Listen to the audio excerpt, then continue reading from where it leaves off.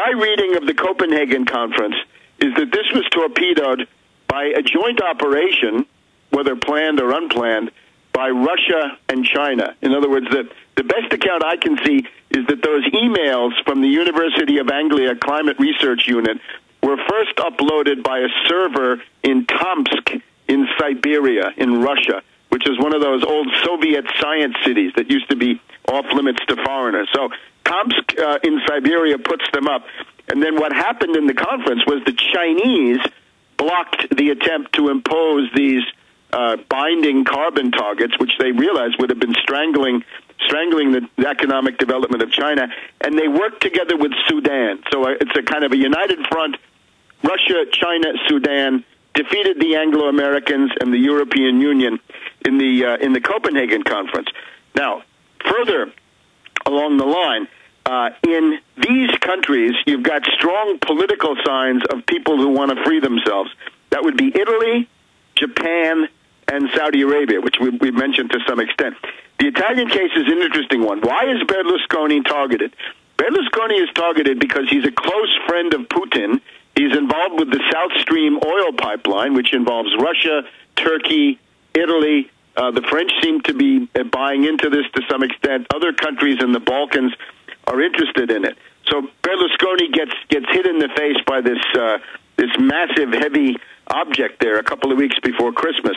In Japan, you've got the Hatoyama government. There was just a clash here at the State Department. Hillary Clinton called in the Japanese ambassador and read him the Riot Act, saying, "We, the U.S., demand that we move the Okinawa base from one part of the island to another," and the Japanese don't like it. So Hillary Clinton is on the warpath against Japan, and I think underneath that, in whatever confused or more complete form, is a desire of the Japanese to assert some kind of national independence after being a ward of the United States for so many years. And then Saudi Arabia. It's interesting that in the past couple of weeks we've had a series of attacks on leading world governments. The Pope is tackled on New Year's Eve, right? It could have been an assassination attempt. Chirac, the former president of France, who led the opposition in the world against Bush's Iraq war, is indicted. Berlusconi hit in the face by this object. In Pakistan, the president and the whole cabinet have had their immunity lifted, so that the president is fearing this guy Zardari. He fears criminal charges. The defense minister is told that he's not allowed to leave the country, and the interior minister, the police minister, is going to be subjected to an indictment. So you can see there's an interesting pattern of things going on. So if you look across the world, you see resistance to London and New York coming from Russia, China, Sudan, Italy, Japan, Saudi Arabia, and, of course, the usual suspects, Pakistan and Iran. Each Who is organizing that resistance, or is that just happening organically? I think some of it's organized. Some of it's organized. Some of it is simply ad hoc on the basis of. Do you think it's Russian intelligence behind it? No, I think part of it is just it's a structural aspect of the world. Things are breaking up, right? We've just had the crisis of the whole Anglo-American banking system. The degree of coordination, the degree of coordination between Berlusconi and Putin is total. That's for sure. There's no doubt about that one. Bandar, friend of Putin, once again. Japan, that's a little bit less clear to me. And now we have a major break, though. I mean, I should interrupt. Finish that thought before I forget.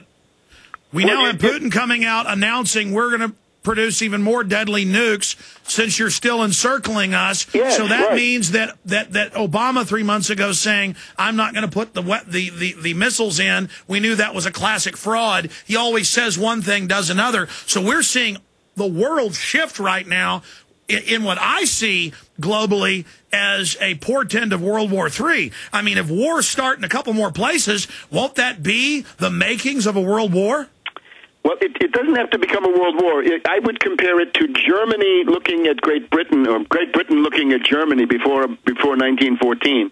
In other words, the British are sitting there, bankrupt, rather decadent, the empire running out of steam, and they see this rising industrial power of Germany, which has got all kinds of problems, but nevertheless they have a lot of economic growth.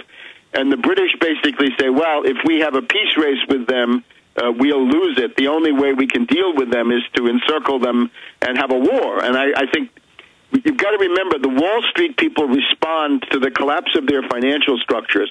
When you have a world depression, when you have a world financial collapse like this, the response of London and Wall Street is to go berserk. They go bonkers, and they look around for these desperate, crazy plans like, who in his right mind wants to play Saudi Arabia against Iran? What's the benefit? Well, they'd say, well, if we can get the price of oil up to $500 a barrel, that will soak up all the dollars in the world, and that will give the dollar a new lease on life because there won't be so many dollars. Exactly. Clearly, around. They're desperate to create a world crisis, to unify political support, and to jack up commodities. They're going to do it. So, and I totally agree. England, the Milner Group, they said we ought to finance rabble-rousers to take over Germany, Hitler. We ought to fund the Soviets to threaten them. Well, I mean, that came after World War I. We ought to, kill their leaders to get them to physically attack us. I mean, we're going to see those same types of things now.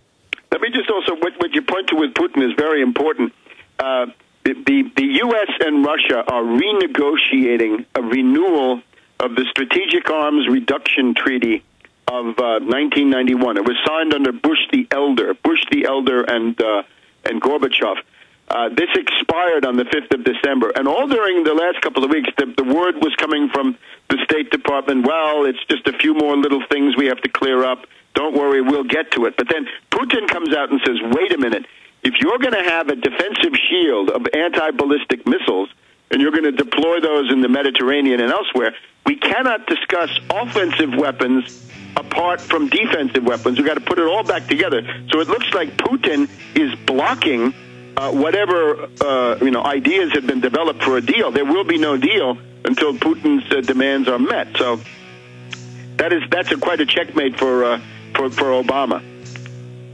Well, he said they're going to come out with a new super topol, and the quote is here because, quote, the U.S. thinks it can do whatever it wants. We'll be right back.